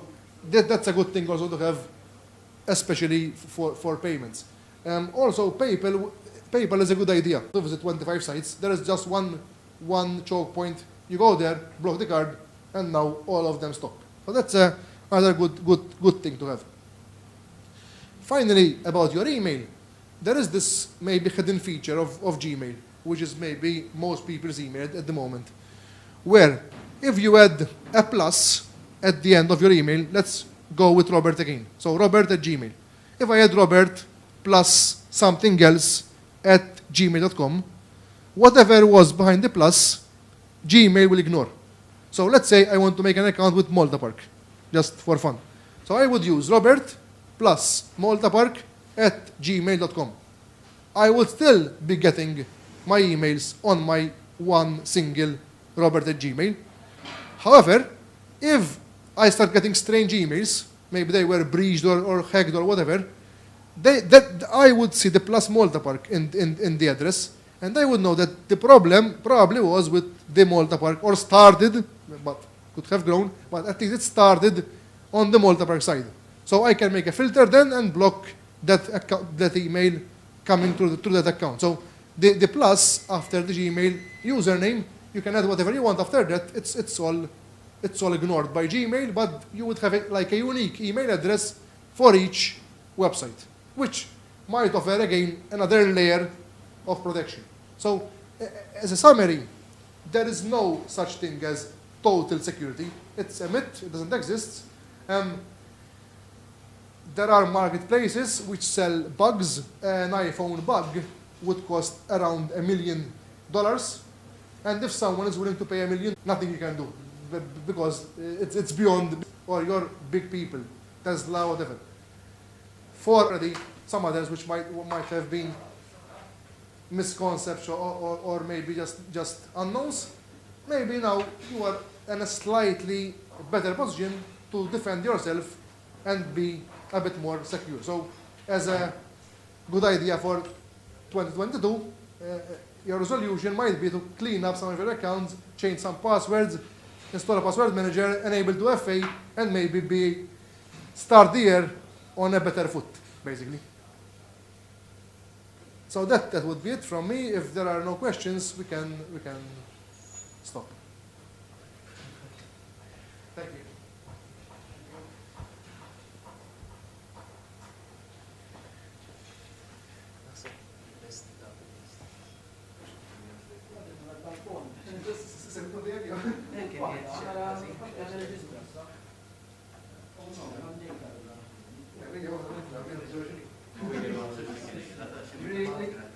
عندك قال لك شيء ويب سايت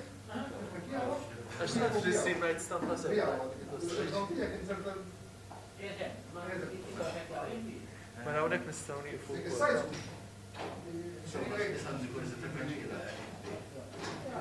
هل تشكي عليك